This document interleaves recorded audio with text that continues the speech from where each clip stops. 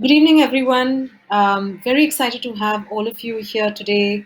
Welcome to our event this evening. The teams at British Council India, Arts and Culture Resources India, ArtX Company, and the Kala Ghoda Arts Festival are really excited to hold this session on careers in the arts at Kala Ghoda Arts Festival 2021 online.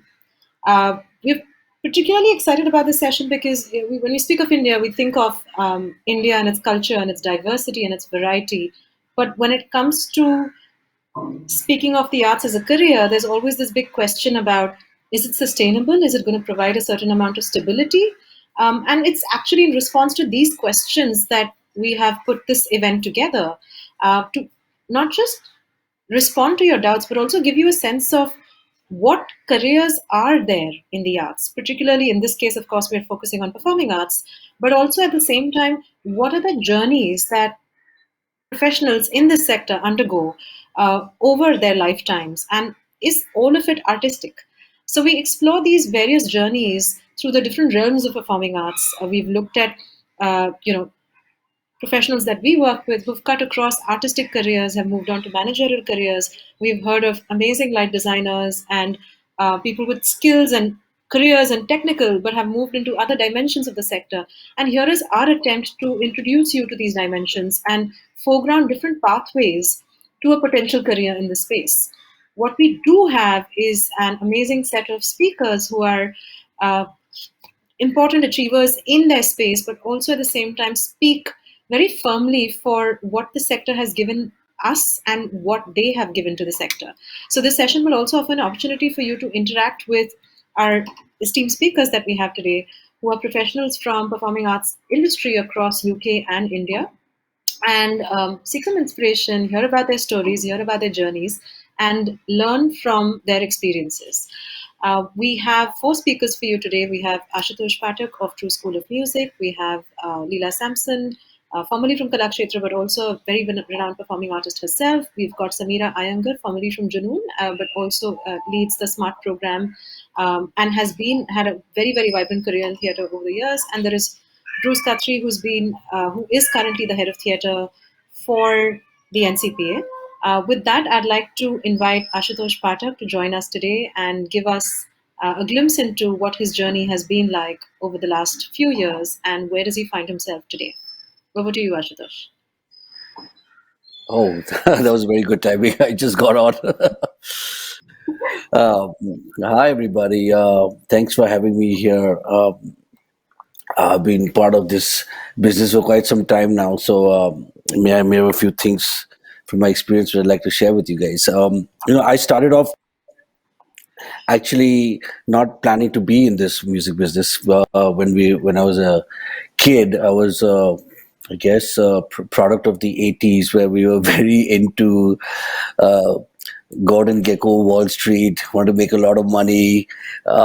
So I actually went to university to study economics first. I mean, I had a band when I was a kid, at a college band, and we fooled around, we played, but I never thought I'd take it seriously until I went to school.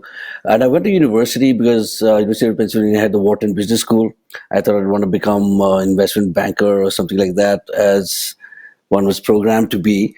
And I was fortunate enough while I was studying economics there, I happened to study some music. And I had a punk rock band. I had long hair with Doc Martens and was a punk rocker. But I ended up studying Western classical theory because that was the only thing I could study over there, which I absolutely fell in love with. And so I studied composition. But still, when I came back to India after school, I had not really thought seriously about joining the music business or a career in music. So I did try a bunch of different things, but my heart was always into music. But I never thought I could make a career out of it. I tried. I sold aircraft testing equipment, suitcases. Um, we sold nebulizers. There was uh, I think there's a lot of asthma in this country, so we thought maybe we could make business out of importing some life saving equipment. I ended up being very bad salesman. I ended up doing other interesting things with the nebulizers, but we didn't end up selling them much. But I did my jingles, and I mean, I did my music. I had my band, but that was still never going to be seriously done until a friend of mine who was actually in the advertising business said, "Hey, listen, can you just compose something for me?" I said, "Okay, I'll try." I have no idea. It was some. It was a small 10-second commercial for Far deodorant. Okay, it was, and all I had to do was do re mi fa fa fa. That's it in 10 seconds, and I got paid 10 grand for it. Like, wow, it's $1,000 a second. I love this. I think I can do this. I Something clicked in me then because it wasn't what I was doing for as much as the process of composing and creating music that I really loved. Fortunately, I joined at a time when I think there's a lot of work, but not that many composers. So working professionally in this business, so I quickly got to do a lot of advertising work, and weirdly enough, from a creative space, I came from a very purist rock punk background. I said, "There's no way I'm going to do advertising or commercial things," and ironically, that was my biggest education too, because it just opened me up into exploring myself into different genres and different types of music, and I had to do it. I was commissioned to do a job, so one day I had to do a hip hop track, one day I had to do a operatic track, one day I have to do like a jazz swing track. So, and you need to learn all these things to be able to do it authentically. So that in itself was my education, apart from the formal education, and I think formal education was very important because it kind of, I think, a little bit of an edge over a lot of people that were kind of winging it in our school. That's why I'm coming to later on to tell you why education is so important to me. I did that, and I discovered that there was everyone around me was not just doing one thing. Now, this is a very important thing for me to focus on because it was not just about being a musician as how one imagines. When someone thinks about a successful musician, they think about um, A.R. Rahman in India or Elvis or something like that. But there's this amazing bunch of people doing amazing work quietly in the background and feeling really happy with their lives because they're actually making music for a living. I got a taste of that. I discovered that. So to me, the music industry actually is anything and everything that I can produce, compose, and perform music to and for. And that led to a music production company. So we started composing. I partnered with another great composer, Dhruv Ghanikar, and both of us did music for films. Then we started doing music for shows, fashion shows, all kinds of stuff. So anything, any opportunity we got, we took it. And that, one thing led to another, and that led to us looking at what's happening in this country and what can we do to support the industry. Uh, so that's where the idea of Blue Frog came along. So Blue Frog was founded with four other partners to basically try and be a catalyst in the music industry over here, to try and find a space to showcase talent, young talent, and to showcase the audience here with international talent that they don't have access to. And I felt that we kind of succeeded a bit doing that. It worked out. It became a something that people aspired to the stage, and that also showed me a lot of what's happening in this music industry and what is required. And that's when my sound engineer at the time, Mr. Nitin Chandy, who has been with me working with me for a very long time, he came up and said, "Listen, why don't we start a school?" And like, yeah, man, that's really something that's missing here because if it costs a ton of money to go to Berkeley and there are not that many opportunities over here. So we decided to do that. And the True School of Music was born 7, 8 years ago. And that school is primarily focused on making music a career. I mean, our whole focus was if you don't make this into, if you don't make your passion into a profession, you're going to keep it a hobby. And we needed a lot more people in this music industry who are professionally trained. That was our opinion. And I think with more competition breeds better quality. So it was more important to create a community of young musicians who can infiltrate and influence the path of our industry. And the school was first started as a, a music school for professional musicians to upskill. And what's interesting is that when we first started, a lot of musicians who were already working professionally somehow didn't feel the need to upskill. And so we switched that to uh, a school for anyone who wants to be a professional musician. And that opened up everything for us because then it just people came from right after college, right after 12th standard, came join the school.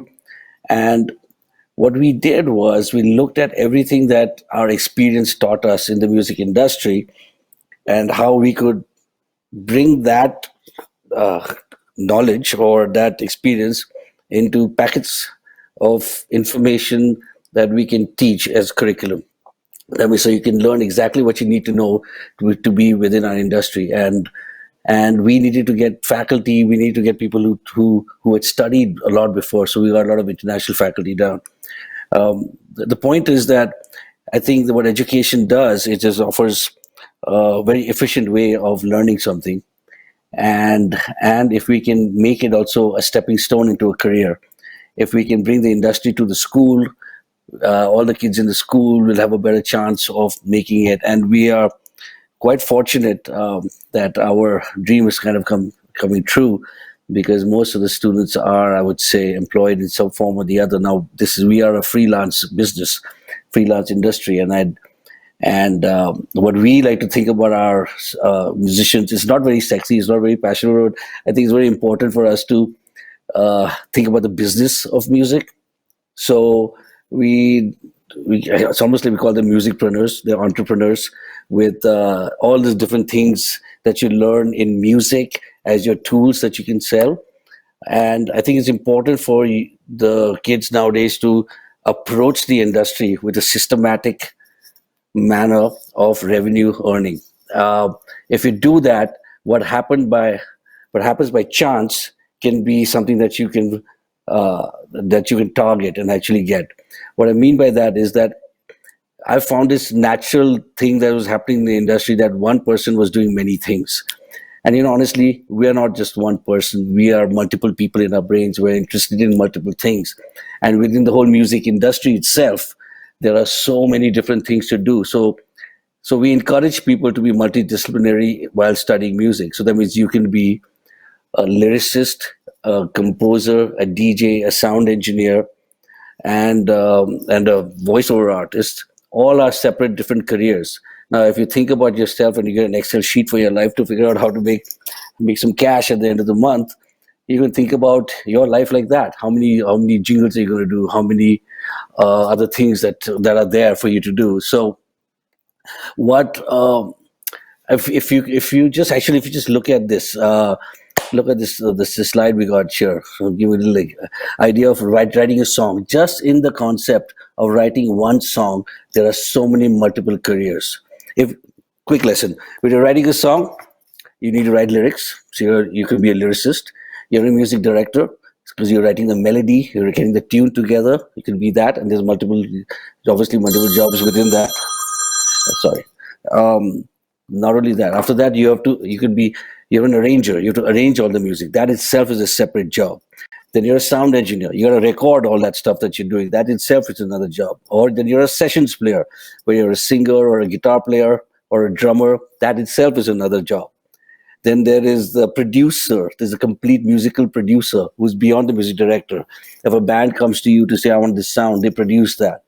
Then there is the mix engineer who finally mixes everything. So just in that one idea of just composing one song, there are multiple careers, and each person is, and you got to discover what works for you.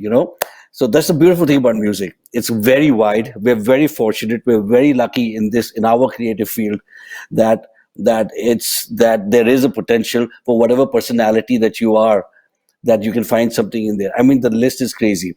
It goes from and some of the new stuff that's coming up now, music therapy, to promotions. The music business angle is big. You need to figure that out. So there's just like a big list I can show you guys, but understand that it requires a certain kind of discipline in one sense, and I don't mean that to sound like old school, but what happens is you need professionalism in any creative field, and I feel if you don't have that, you're not going to do well. So when someone joins the music industry, they're not going to be it's not about it's a big party rock and roll lifestyle. I think you need to be able to be serious about certain things, and if you are that, I truly believe that you can have a very successful career in this industry. I'm fortunate. I've had a range of different careers within my one thing, but it one evolved from the other. And I think if you're open to that evolution, there's a lot of potential. Now, and just look, guys, just look at the amount of content that's coming out of this country. There's so much happening right now. During the lockdown, there was so much work happening for a lot of people. Amount of channels, OTT platforms. For every piece of video content, there's some audio content there, and I think that is a space for someone to come and do some work. And live music, by the Agreed. way, it'll come back. It'll come back. It just and music is always going to be created. It just be expressed and experienced in different ways. So thank you. I hope that kind of Thank you. No, that was we got this. interesting. When we think of music, we always think of like making music, and just to get a sense of the number of careers within that space. And the other thing that you spoke about is being open to the evolution, which in itself is so interesting because unlike other careers, you think of that as a straight line. When Yeah, you're an MBA, you'll go into the finance system and you'll have a job, and then maybe you'll have another job, but your career is set. When it comes to creative yeah. careers, there is different movements and different branches, Abs- and you evolve when you're learning through all of these different experiences, and you realize how it all intermingles with each other. So thank you so much No, for I bringing. think one never underestimate how one feeds into the other, and I think it's beyond just the music industry itself. I think we were talking about this earlier when we were having a chat. I think I've seen cross pollination between other creative fields within music and so forth, and it's all one at just one creative space. So I don't think anyone should feel lonely in their career in the in the creative fields, because you can always find someone to connect with or find another avenue within that. But I think the creative space is the place to be, because that's human nature, and it Yes. doesn't go out of style. And someone will always want to listen to some music, and we've out of all the or for all the creative fields, I think I'm quite fortunate to be in the music industry, because I think there's a lot of scope there. If it's going to be a battle of the creative fields, let's get Samira on board and to hear why she's. Thank you so much, Ashu. Hi, Samira. I mean, speaking of Hi, pathways, Rashmi. right? Was moving from like looking at selling nebulizers to like getting this amazing commission to sort of make this jingle or the score, and then there is you who actually migrated from a relatively non-creative field, so to speak. It was mathematics in some ways. So we would love to hear from you about what your journey has been like, and where you find yourself, which is, uh, you know, is it artistic? Is it managerial? What are these terminologies in the work that you do in this theater? And what does the theater space look like in this country? So over to you. Thank you, Rashmi. I will have an argument with you after this about about the creativity of mathematics, but that is not the space for this talk. Um, Thank you, Ashutosh, for setting up the fact, and of course I'm not in competition with Ashutosh either, because theater is simply the multidisciplinary art, which means that a music person can make music for the theater as well. I don't know if I can make theater for music, um, but before I jump into my journey, which has a lot of twists and turns, I did want to just stop for a second and understand, in the context of the country of India, what is the performance space that we are looking at. Because what's amazing in this country, I was looking at the census for another talk that I was giving, and I realized that India has 1369 recognized mother tongues and 121 recognized languages. And I thought to myself, my God, each of those mother tongues and languages, and this is at least, right? And each of those will have some kind of performing cultures actually associated with it. And we also are a country where your oldest performing arts form is 2000 years old. So over 2000 years, you've had forms that continue living, and you have forms that are new and happening at the same time. So, you go from state to state to state, and what you're looking at is tons of performing arts practices, from simple storytelling to very complex, bringing together of music, dance, everything that you can think of as part, speech, everything you can think of as part of theater. Um, what I find interesting in this country is that if you go through villages in this country, you will find that villages have the performing arts as part of their annual calendar. And because they have it as part of their annual calendar, they have performance circuits, they have patrons, they have festivals, they have committed audiences.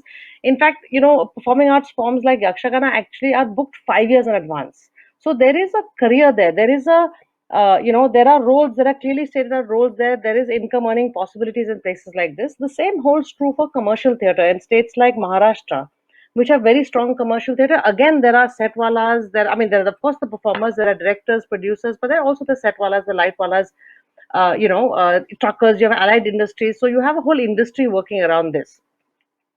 But the space that I work in is actually not these spaces. The space that I work in is what has been called variably experimental theatre, alternate theatre, non commercial theatre, group theatre, etc. And this is a space, it's a very interesting space because this space actually has been the space that has constantly defined and pushed Indian theatre languages, has constantly found something new. It asks questions, it throws up perspectives, it is not market driven. But it also makes it very difficult for me to think about how do I talk about a career in this space, because if you're thinking about careers only as livelihood, then I struggle, because it's very hard to make a livelihood from this space. Some people do manage, performers really do, technicians will to some extent, but not by working only in this space. So for me, actually, when I think of a career, I have another way I think of the idea of career, and the idea of career is not something that you necessarily make your prime livelihood from, but something that you are deeply committed to. It's what you build in yourself and externally. It's what you grow with. And then, if that is how you think of career, then perhaps my story may have some value for you who are listening. Now, if you had told me in high school that I'd be sitting here and giving a talk on my journey in theater, I would have probably thought you were crazy. Um, but luckily for me, I had a number of opportunities come my way. A bunch of luck come my way, and luckily for me, I never planned very far ahead in my personal life. So when those opportunities came and they seemed good, I just went with it. And I think a lot of people who do work in the arts, like Ashutosh was saying, are people who have been able to do that. Who Because we don't have defined industries so easily in India, a lot of us are creating new spaces. It's really about, in some sense, being in love with the space and following your gut. I was also lucky, and I'm saying this for any parents who are there. I was also lucky that my parents truly believed, my mother especially, who's a teacher, she truly believed that you must let your children do what they're inclined towards, because that is what they're going to be best at, and that's what they're going to lead a fulfilled life with. So, truly I got lucky in that sense. But my segue into theater happened when I went to college and I joined the Massachusetts Institute of Technology, MIT. I had gone as a math student, but MIT required undergraduates to take 25% of their classes in the humanities, arts, and social sciences. I did theater because I did not want to read a book. I just thought, let me do something which doesn't, make me go home and have to do homework with a book. But when I started doing theater, I just went from one class to another, and I learned acting, production, script analysis, and then finally direction. And I just found these stimulating, challenging, thought provoking, absolutely delightful words were opening up to me. And I love the intense immersion in theater. I love the camaraderie. I literally thought this is the best form of life education. What a way to live, learn, and grow. So, detour, I jumped into theater. I took the advice of my theater professor and applied to a South Asia department because I knew that I wanted to come back. And I joined the University of Chicago for my PhD. I got lucky with advice there as well. My PhD thesis advisor realized that I was probably better as a field research person, and told me when it was time to define my thesis, told me go back to India, do field research there, and you'll know what you have to do. So I came home. I got luckily my mother knew somebody working at the Seagull Theatre Quarterly and introduced me, and they took me on and said, while you're doing your research, why don't you write some articles for us? And my time with them was critical. They were at that time chronicling contemporary theatre from across the country in their journal, and through them I got introduced to work and experiments from Manipur to Tamil Nadu to West Bengal to Madhya Pradesh, you name it. Uh, it was so exciting. The artistic work, the socio cultural, political histories and contexts that informed the work. the way my brain had exploded at MIT, my brain was exploding here again through finding out about all this. And for my thesis, I focused on three areas: Pandwani from Chhattisgarh, and the artist Tijan Bai, contemporary theatre from Chennai, and the artist Kalairani, and a forum theatre group from West Bengal called Jana Sanskrit. And I traveled through cities, towns, and villages with them.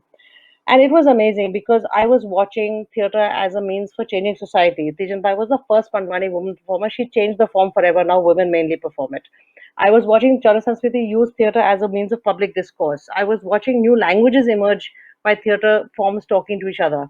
And I was realizing how much theatre defines culture, theatre people define culture in India. Anyway, I did my thesis, came back to India, didn't think there were jobs in theatre, and again, luck played in. My cousin was taking a workshop with Sanjana Kapoor. I dropped in to say hello. I had met her during my work at STQ, and I found myself with a job at Prithvi. I spent almost a decade there, and I learned two very important things there. I learned how to put artists and their needs first, and I learned how to get audiences, and I learned the importance of inviting audiences in to share this world. And at Prithvi, I had the chance to play with festivals, exhibitions, citywide arts interaction, all kinds of things. And all the PhD research I had done, all the mathematical training of logic and design and stuff that gets into your brain, all of that I was able to bring together at Prithvi. And that was really exciting for me. And the one thing I want to pause a second and say is that theatre people, I have found theatre people to be absolutely unafraid to back a good idea, to be willing to take the risk, take the step to try something that will strengthen their field. I got that at Seagull, I got that at Prithvi, I got that with the India Theatre Forum, which Sanjana and I helped to co-found. I got that at Smart, a collective that I'm part of and that we run a theatre management course. But at Prithvi, I realized that so many of us in this country did not have any access to theatre. And somehow that just kept bugging me. And I thought, what I really want to do is I want to work on building access to theatre. So Sanjay and I co-founded Junoon with that purpose in mind. And we had a mad dream. We were going to take theatre to everybody across India and confident that the artists would be with us. We walked into corporate, said, give us money. We have this dream. They said, great dream, no money.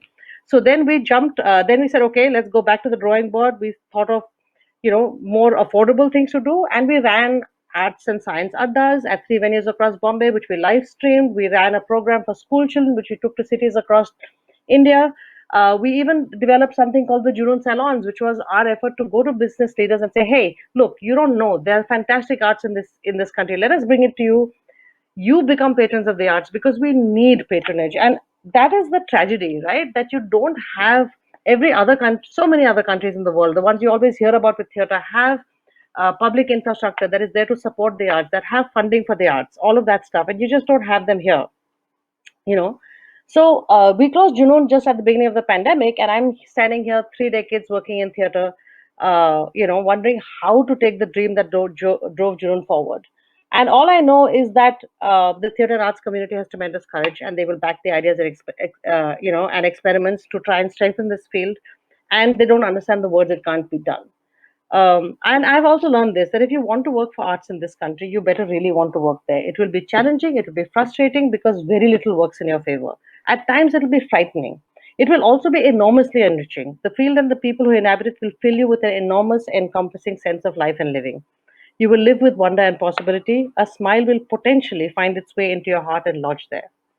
If security is paramount to you and all this is too unstable, don't work in the arts. But my request to you is be a friend of the arts. Find a way to stay connected, to stay open and curious about what the arts are doing. And ask people in the arts how you can support them. Um, we need to build these partnerships in the private area because we don't have a policy and a vision as a country. The state is not going to step in anytime soon. If you choose to work in the field as I do, not as a practitioner but as an enabler and an innovator, I have one mantra for you: artists first, audiences a close second. Put yourself at their service, keep yourself open, humble, and curious. It's an utterly glorious way to live. Thank you. Thank you so much, Amira, for what was clearly a very inspiring journey. I mean, we've known each other for a while, but I still didn't know some of the nuances of what led you here. And I want to take some of my words back. I didn't mean a non-creative career. I just meant that it's perceived to be as something that's diametrically opposite from the arts. But there's so much of mathematics That's our involved next talk. in stage design. Okay, we'll fix that another time. But I think one of the things that you spoke about, which resonated with me as I was mentioning, is just this idea of career as not just livelihoods, but a real commitment. And being really committed to that, and that doesn't necessarily have to be your livelihood, and you can actually support and patronize and work with the arts without having to think of only livelihood as a pathway forward. And the other thing that you spoke about, which I thought was very important, because we do have parents on this panel as well who are listening in, is how do you enable your child to live a fulfilled life? And if creativity and a career in the arts allows them to do that, how do you balance that with perhaps your own insecurity about what this means for their future? And where are the spaces where you can negotiate these insecurities that you may find as a parent, which is also very real. So thank you for bringing that, because clearly you it led you to a life which you feel proud and happy about. And Absolutely. finally, I think, and this is something that I'm really looking forward to hearing from Neelaka's talk as well, is the inclusive nature of the creative sector, that you're able to bring in all other learnings from different disciplines into it, and then see it also grow into a different direction. So it's just been great to sort of get all of this, but also a bit of a reality check that there is a possible livelihood space in the commercial arts space. There is a livelihood space possibly in an ecosystem where there is an acceptance of arts as a career, be it the village economies, but it may not be so in the non-market centric arts, and a huge amount of theatre comes into that as well. So Absolutely. thank you Yeah. for being honest about that and not just putting a sheen and a glow on everything. Um, Thanks, and Thank you, let's Rashmi. let's Thank you. Thank you for inviting me. and let's bring in Neelaka. Love to have you here with us. Hi. Hello. Thank you, Rashmi. Thank you. And I mean, we again, when they're usually in the sector, we have this idea of all the careers in performing arts. Theater and dance seem to always not get the kind of importance that music appears to, with its integration with various forms. But at the same time, when you talk again about Indian culture, it's the dance, the form, the ethos that really gets reflected when we speak of it. So it's great to have you here, not just in your capacity as an artist yourself, but also in your capacity as an arts leader, having led institutions. So we'd love to hear from you about your pathways, your journeys, and what does a career in the dance space look like for someone. So, Over to you. thank you, Rashmi. First of all, I'd like to say that the dance world itself is so, so eclectic, so huge.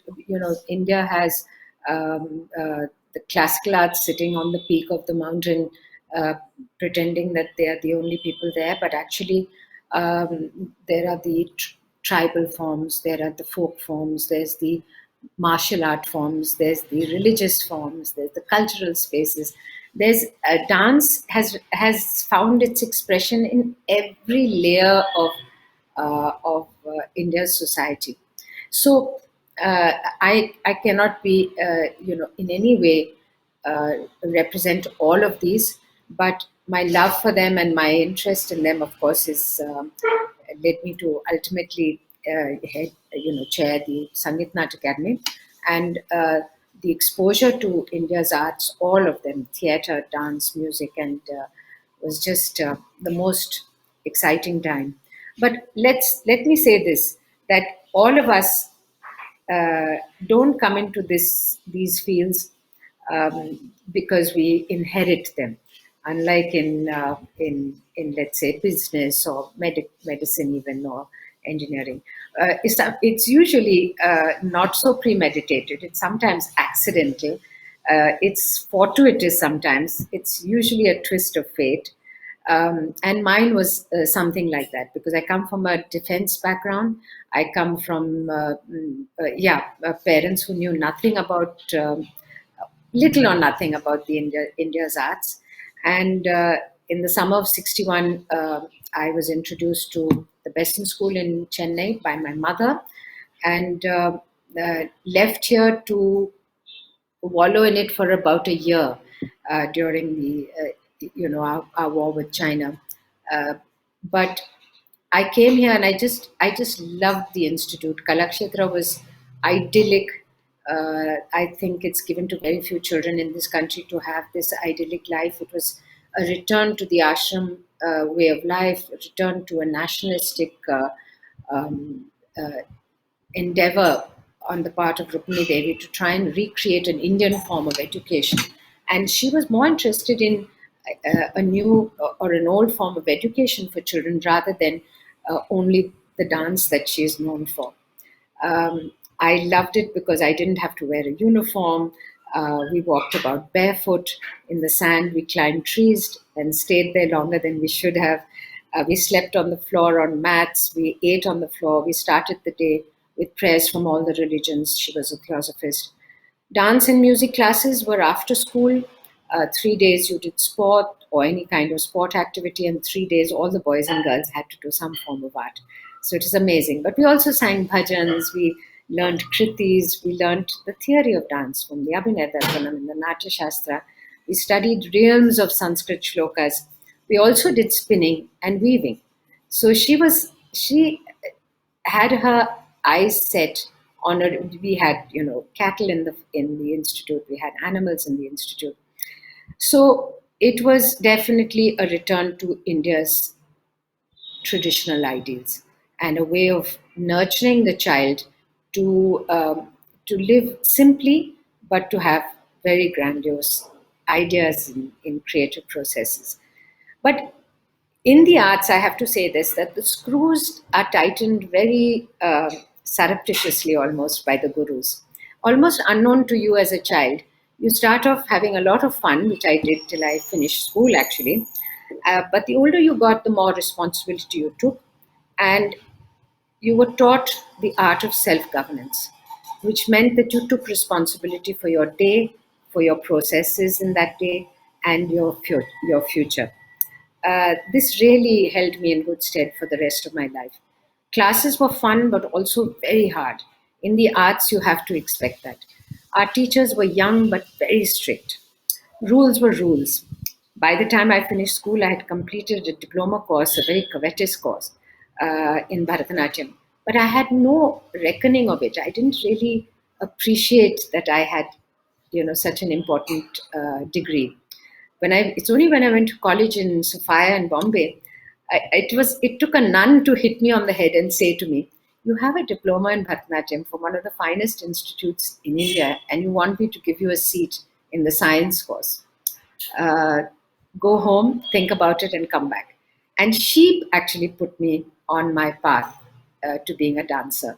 Because 2 years later, my guru called me back, asked me to travel with the company abroad, and that was the beginning of my realization that I was actually, it's only when I did my post graduation, I did another 7 years of study in Kalakshetra. And I only left in 1975 when I went to work and teach in Delhi. I started my career at Bharatiya Kala Kendra. I did 15 years in what you might call one of the post-independent independence institutions.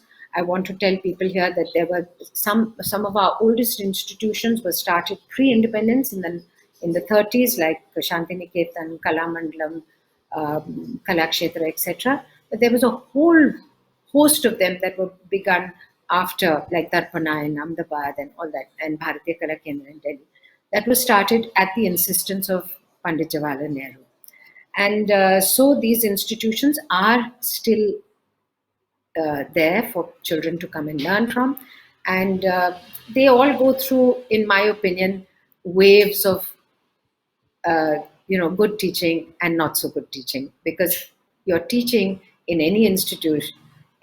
The institution is only made up of the people who are there.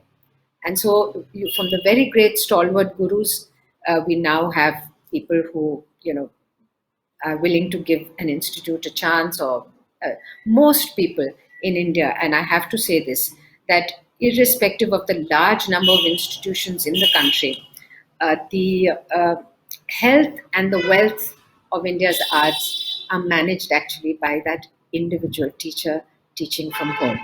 And this is a very important thing, because you're talking about grassroots level teaching across from villages right through to right up to the big institutions. I took over the reins of Kalakshetra for 7 years, my alma mater, and that was a very challenging time. We were trying to pick the institute up from a kind of lethargy it had sort of settled into.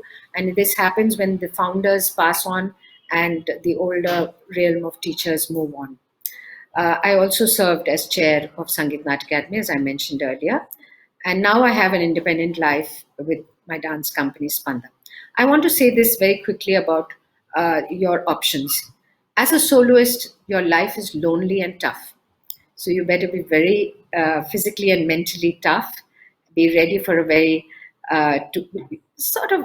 I think you have to embrace loneliness because your decisions are your own. You must be prepared to live a simple life. This does not, however, stop you from dreaming, from having a prolific creative mind, from collaborating with other musicians and dancers. Uh, Now you also have an opportunity to join an ensemble. If you join an ensemble, you must be prepared to join the line, figuratively and symbolically. Uh, but here you have to compete with other bodies, and those bodies are sometimes better than your training.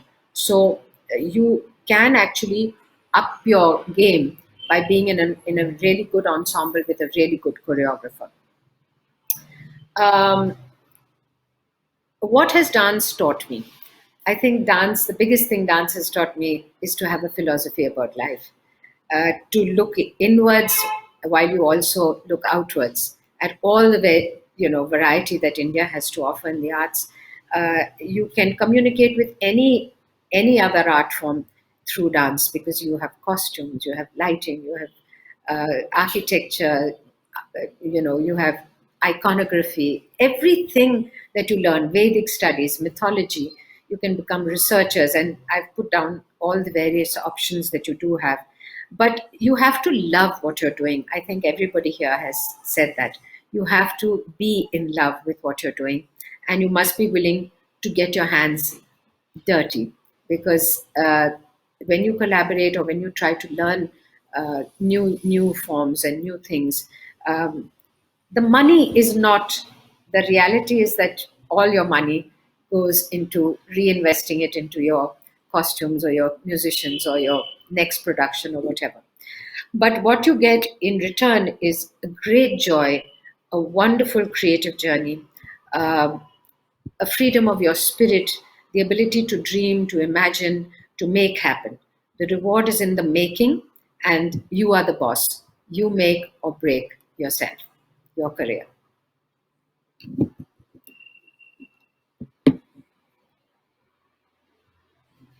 Thank you so much, Leelaka. That was such a wonderful way of giving us and sort of peek into what's it been like for you.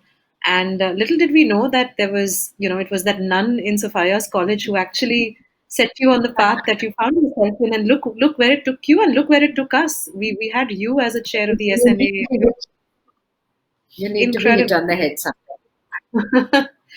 But one of the things that you spoke about is something that I took away very strongly is the health and wealth of the arts is by it's sort of in the hands of the individual teacher, and we think of the arts sector as being run by these big institutions, which of course have their place, but the individual teacher is equally important in that, and that could is Even also in very. Yes, Rashmi, even in an institution, it, the one or two good teachers are the people who keep the institution alive. I have to say this very frankly. Um, uh, so, institution building has been, if you look at India, you'll see that institutions were built by the imagination and of one individual, usually, even in the sciences. But maintaining institutions is really not our forte. We lack administrative ability to keep the dream alive and to keep this wonderful or very delicate balance between creative processes and good sound, you know, everything else, administration, economics, Yes, this that. But yes. also you can't forget the educative process because the Hmm. arts are really teaching children how to become whole individuals. I don't think you Yeah. can be a whole individual without a creative process as part of your education. And so that's where Yeah. dance teachers have to become more responsible. Yeah. And I think the new education policy, which specifically focuses on the arts is definitely a welcome direction for us to take. And you The spoke, world over. yeah, you spoke absolutely on point also about arts administrators. I mean, I'm not sure how many of our audience members know, but we don't have a formal degree in arts management in this country. While we have We several have some degrees, courses. we have some Yeah, courses, yeah, no, but we have, yeah, but they're very few and far between, and the government has not really got their act together about creating, really good courses for the arts. It's a tough one. It's a tough call. yeah, It's not it an easy is. one to create. Yeah. So it's both a land of opportunity in terms of the formalization of the sector when you have the structure that management brings to a certain extent, but also the fact that we have such a wealth of other institutions and Oh, yeah. which tend to be aesthetic and artistic led. And it presents its own set of challenges. So it's great to sort of get that perspective from you. And I'm really looking forward to our next speaker and, just to bring Bruce Guthrie, on screen to sort of connect the dots that, or rather the line that Leelaka has drawn about the artist as an artist, but also the artist as a manager, and the multiple roles that you have to play in that career in the arts. Maybe you start off in an artistic space, but then you have to move into other contexts and spaces. So, Bruce, just would love to hear from you about what that has been like for you to begin with as an artist yourself, but then moving into the directions that you did, and finally in your current role as the head of theatre at the NCPA. Over to you, Bruce. I think, Bruce, you're on mute. You may have to unmute yourself. You can just. See That's that the. that's a rookie mistake there that I've made just to kick things off. But Also, thank you that's very the much for most having me, famous and it's line been of 2020. yeah, it's been a fascinating talk so far. So I hope I can add a bit of value to this. I just want to start by saying this is that I'm a director, but that I've done multiple roles in the creative industry, but that also in the business as well of putting on shows. I've worked in multiple levels, which we'll talk a little bit about later. But that I just wanted to start off. I've actually the presentation that I've created has got 3 quotes from an unlikely source, which is Henry Ford, the inventor of Ford automobiles, and I'm going to start with a quote from him, which is, "If you think that you can do a thing, or if you can't do a thing, you're right." And the reason I start with that kind of quote is because in the arts, mindset is often everything, and particularly in the last 12 months that we've had, that our mindset and our ability to endure and to stick with something is incredibly important. And it's been something that I've found in my career has been utterly vital to its success so far, has been my ability to be able to stick with something and to continue pushing with it. It's really, really important that young artists and young people who want to get into the arts realise that that it's not necessarily all glamour, and it's oftentimes you're not doing the thing that you really, really want to do, that you're passionate about. So you have to find ways to continue on your journey and to keep going, to realise your dreams, because in the absence of what it is that you want to do, there is what you can do. And the whole job is working towards the thing that you want to do at the level that you want to do it. And that's where the learning, that's where the refinement, that's where the training happens.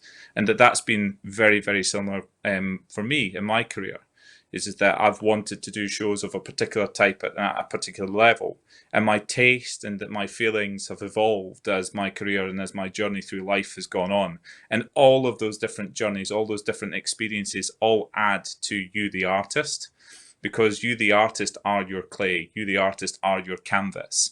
And you have to then create from experience, from imagination, from inspiration outside of yourself. You have to learn about empathy to be an artist, because you have to see the world not only from your own point of view, but from other people's points of view. And that's particularly true in theatre. Because in theatre, is that unless you're a playwright or unless you're devising a piece, you're an interpretive artist. So you're not writing the piece. That's what the writer does, or the composer, or the lyricist. Is that we take what they have created, the world that they have created on the page, and that we then interpret that for the stage, for an audience. I'm also is that, you know, I work at the National Centre for the Performing Arts, and I'm the head of theatre and film there. And I'm delighted to report that in the past 5 days we have gone back to doing live shows at a 50% capacity at the NCPA, and that they have been sold out, and that the response from the crowds has just been sensational. So going back to your point at the beginning of, you know, well, why do arts matter? Are the arts sustainable? Is that I would actually say that the arts are utterly vital because of what they do for the people who are in the audiences, but that also what they do in terms of the economic ecosystem, the greater economic ecosystem, and how they feed into that. So as you can see on screen, is that we have a pyramid, and that there are some 50 roles that go into getting an actor on stage, and that this is by no means an exhaustive list of that. And I'm just going to go through some of them very quickly because it's about the theatre economy. What you see on stage is just the tip of the iceberg. So you can see the blue tip of the iceberg there, which is the performers and the creative team that go into making that happen. So you've got your actors right at the top, and that they're the people that your audience pay to come and see. They put on the play, they put on the musical, they put on the show, whatever it is. But then beneath that, you've got the director, the choreographer, the musical director, the producer, the stage management, the composer or lyricist that's there as well. So you've got that creative team which sits in your production and creative. You've then got your technical creative. So you've got your lighting design, sound design, set design, all the people who go into the aesthetic of it, and your backstage team as well, your stage management, your makeup, your props, your costume, all of that stuff all goes into making this happen. Further down, we have the venues, the place that the event takes place in. And you've got your venue managers, you've got your ushers, you've got your box office manager, you've got all of these different people, security, stage hands and crew, carpentry, technical technicians who will make sure that the lights and everything all work, who make sure that everything's happening, cleaning, also catering, also bar staff as well, who all go into making that happen. You then have your associated support, which then goes into your legal, it goes into catering, it goes into much larger kind of like aspects of what makes a production happen, your logistics, how do you get stuff to and from the building, and that then you've got the wider aspect of it, which is all to do with your audience. It's to do with travel, it's to do with people going to clubs, going to bars, going to restaurants, hotels. All of these different businesses all benefit from the creative art itself and the happening of the event itself. So I would say that not only does it need to be, is it sustainable, I think it's vital to our ecosystem. And that goes for cinemas, that goes for all arts and entertainment. It has such a big reach beyond the walls of the theatre itself. For us at the NCPA is that we cover a vast array of different genres. So we have Indian music, Indian dance, Western classical music, Western music, photography, theatre and film. And all of those different disciplines are artistic in their own way, but that they also offer a lot of opportunity for interaction for artists. Points. There are lots of youth clubs, there are youth theatres, but there's also just going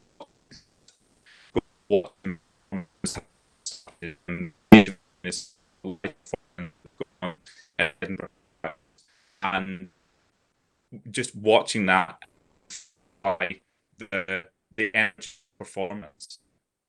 And at that point, I knew one involved in the arts in some interested. I did my programs for singing. It was an incredible moment in my life, and it was at drama school when I trained to be an actor. That then I ended up deciding that I wanted to be a director, and it was there that I started to learn the craft of directing. So those entry points, the watching, the passion for it, is where it all starts. Many people start off wanting to be performers, and they find their way as they go. Be useful would be the other thing that I would say. In my journey is that I found that being curious about everything, or as much as you possibly can, is utterly vital. So read books, go and watch plays, go and watch musicals, go and watch live music, read poetry, look at paintings, learn about them, learn about why the artist created them, learn about what it was that they did and why they did it. Learn about history, learn about politics, learn about musical instruments, play a musical instrument, learn languages, learn about language itself. Where does the etymology of words, where do they come from? Travel, see the world, experience other cultures and absorb yourself in them. Process and craft are vital to a professional. Talent unrefined is a waste. You have to practice your craft in order to gain the consistency that is required in order to be at the top level.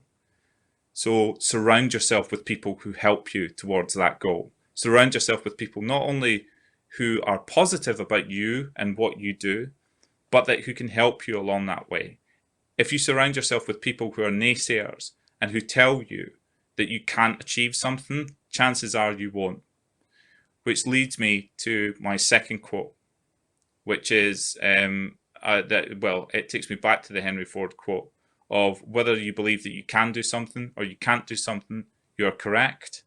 But also is that quality means doing the right thing when nobody's looking.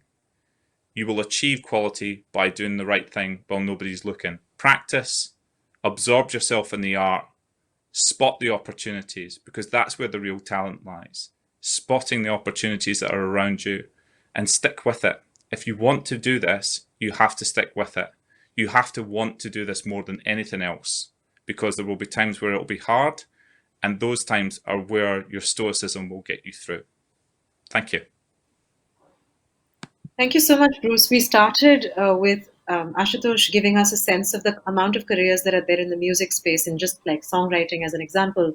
And then we're ending with you giving us a sense of what does the theatre economy look like. And, we hear these buzzwords, but we don't often recognize what these buzzwords actually are. And what you are speaking of is contributing to what we call the creative economy. We think of, again, arts is only artistic careers, but that is one part of a career in the arts. There are several more that feed into this creative economy.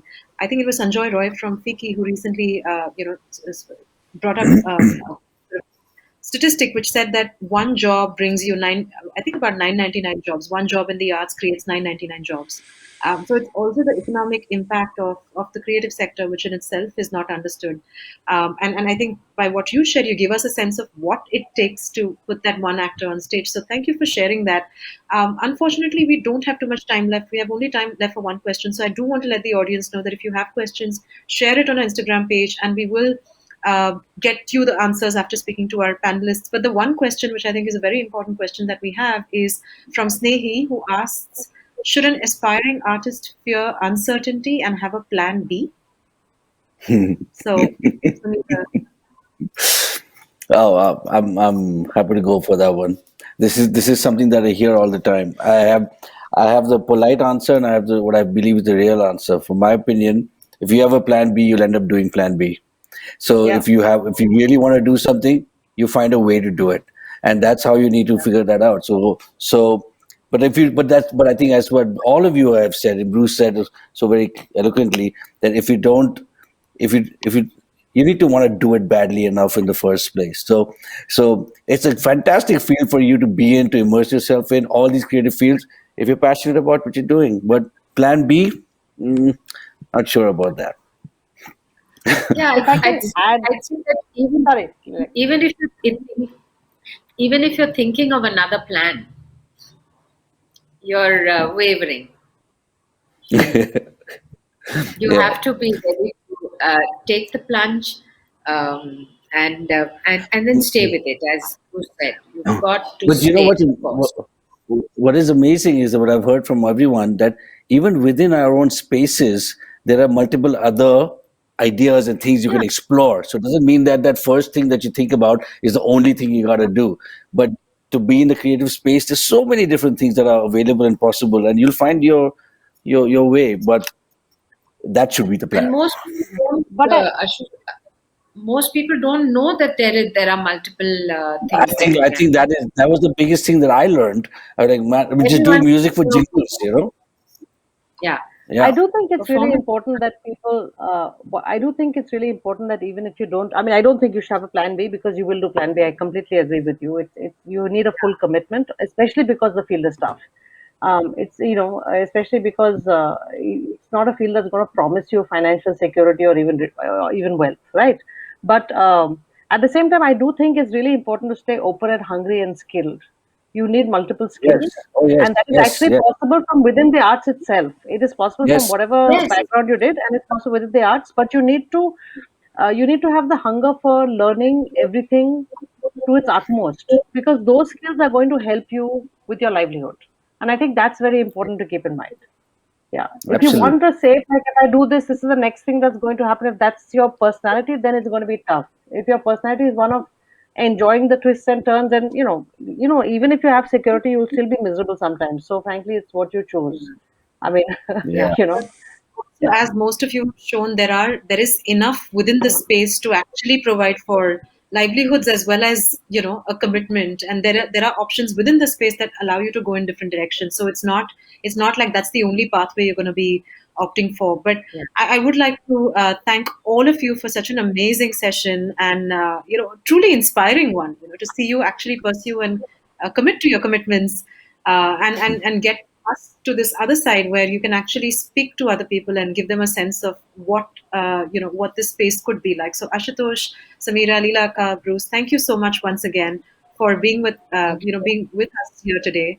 And I would like to also thank the Kala Ghoda Arts Festival team, Nishu, Brinda Miller, the 70 team. Thank you so much for Meera Warrior. Thank you so much for hosting this session. The British Council team, Rian D'Souza, Vernon, everybody at the British Council India team, and the Acri and ArtX team. Thank you so much for making this event happen. Please do send us your questions. We will get them answered. Let's have this dialogue ongoing, and you'll hear from us very soon on more sessions. Have a lovely week ahead, everyone. Good night. good Thank you. night. Thank you so much. Good night, everybody. Great to see all of you guys. Thank you. Bye.